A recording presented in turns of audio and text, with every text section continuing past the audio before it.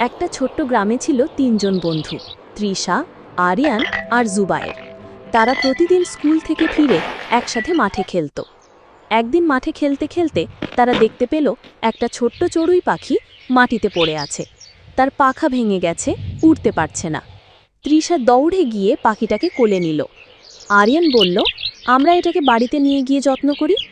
জুবায়ের ছোট্ট একটা বাক্স এনে তার ভেতরে তুলো বিছিয়ে দিল। শিশুরা প্রতিদিন সেই চড়ুইকে পানি আর খাবার দিল।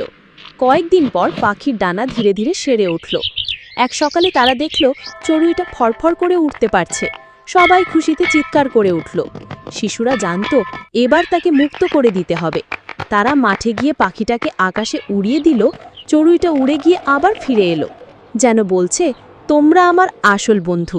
শিশুরা হাসতে হাসতে হাত নাড়ল, আর তাদের হৃদয়ে একটা আনন্দের আলো জ্বলে উঠল।